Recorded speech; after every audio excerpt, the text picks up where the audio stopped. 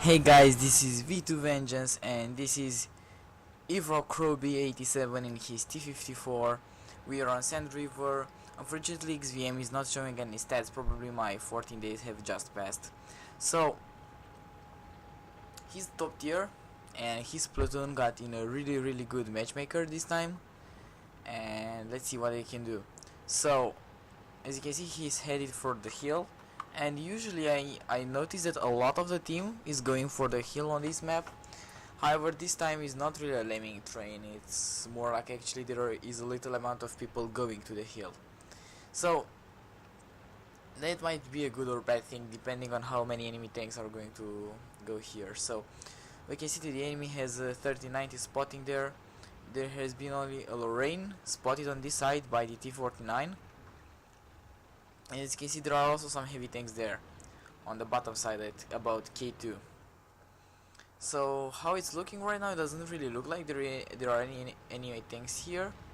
So Ifko, this is how I'm going to call him, is going to make a move here. So there is only a Tiger, there is basically I don't even come the word. This Lorraine has been cut apart from his team. It's like he's cut apart from the herd. So he's auto aiming, puts one shot into him. That guy also already lost some health, so he's probably going to be an easy kill. As you can see, when he's auto loading, the replay has a bug. So the Lorraine is charging at him. There is the Lorraine's only chance to do any damage in this entire range. He's pretty much dead now. And he manages to kill him. However, the Lorraine did manage to put about almost 1000 damage into him.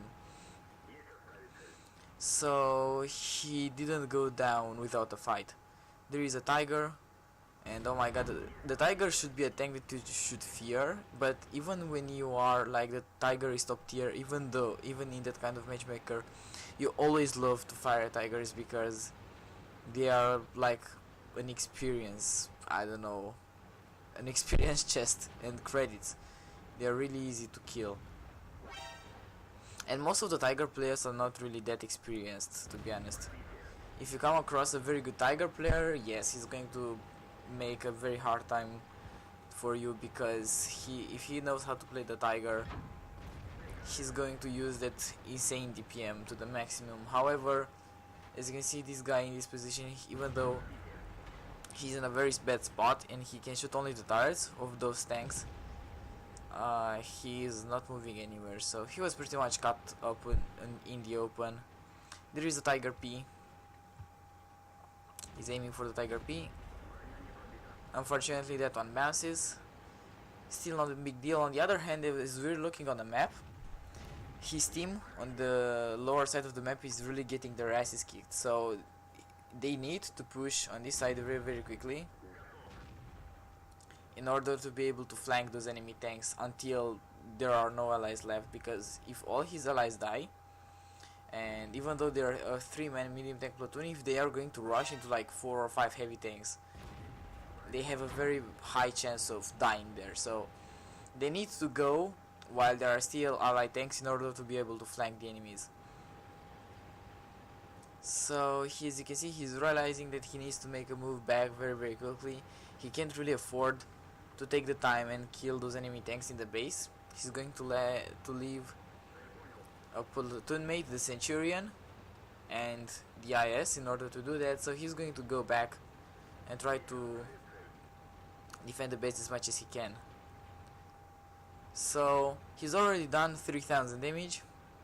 As you can see, the team damage of the team HP of the team HPs they are pretty much losing. They have about almost 5000 less damage. Actually, it's like 8000 to 12000, so 4000 damage. His team has 4000 HP pool left.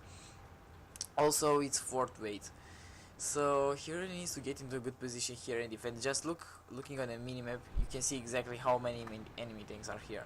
Now the fact that he was there and he's now not spotted at all means that maybe some of the enemy tanks are going to think that there are a lot of tanks here in the base, and they're going to try and defend. He was one shot into the MX-120. The MX-120 wasn't paying attention, and he puts one shot again. That guy is almost dead. That guy right now is probably thinking, yeah, he started firing. He bounces because he's shooting at the very well armored turret of the T-54. There is a MX-3090. He's going in to destroy the MX-5120, but he gets taken out by the Tiger. He misses there very unfortunately, the MX-3090. The MX is coming down, and he finishes him off, picking up his third kill, 4000 damage. There is an enemy Yak Tiger. He's loading heat now because the superstructure of the Yak Tiger is 250mm thick, so you really need heat ammo that has about 330, I think, penetration. Let's see, 330, yes, penetration. And there is also a Challenger there. The Challenger is really not much of a threat. The Yak Tiger is the only threat, but as long as the Yak Tiger is really never going to rush him. But something really bad happens right now. He gets penetrated by the Yak Tiger. So he's trying to put as much damage as he can to the Yak Tiger. The Yak Tiger is probably going to fire the Tiger, but he is not able to use that situation because the WZ-111 needs to be killed. He finishes him off, and as you can see, two enemy tanks, the Tiger 2 and the T-25 2, have come to defend the base. Also the M103 is on his way to defend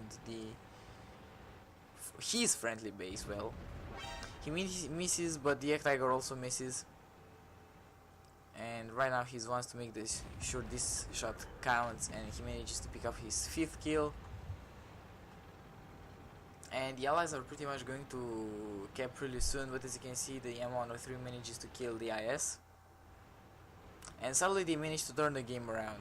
So from losing 4-8 and they were 4000 HP behind, now they are winning 12-11 and they have 2000 more HP. The enemy team really right now is on very low HP. However, the two medium tanks, the Panther 2 and the Centurion, are trapped in the base. What happens to them is what happened to the enemy team when they tried to cap. So he was the main hero here, I think, as you're going to see also in the post-game stats. He defended the base, he went to attack, he did a lot of damage while attacking. He knew when to come back, and he came and defended the base from almost a certain defeat. He misses the Tiger 2, and the Tiger 2 gets tracked, and he manages to pick up his well awarded Top Gun. Well fought. And now it's a 2-on-2, however, the game is not done yet. On the other hand, we know that the enemy team, they have less HP actually, as you can see, 600 to 700. It's really close, so he's loading some explosive anti-tank to make sure he's going to kill all those tanks. And look at the Tiger, the biggest pro in the history of World of Tanks. Look at this. Did you see the chat there? He said T-49 and T-54 idiots. Like, what the fuck? How stupid can you be in order to say that? Those guys saved the game and he's like, oh no, you didn't help me, while to cap. Shot bounces from the M103. Now he's good that he's firing high explosive anti-tank because he doesn't lose penetration with distance. However, the M103 can pretty much one-shot kill him, so he really needs to be very careful. There is the M103. The M103 right now, he's going, but this shot went very bad. The M103 fired clutch and he actually was pretty close to killing him, but as you can see, the T-49 manages to get into a position, and where that M103 went, wow, that missed by a fraction. That should have hit. And how the M103 is standing?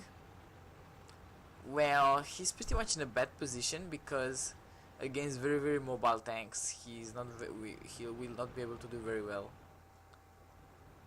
Really, if he was in the open again, he would have been able to get circled, but that only works. And now he gets into a very bad spot. and Ivko tracks him. Now he's going to keep him tracked for quite some time now. So, pulling the camera out,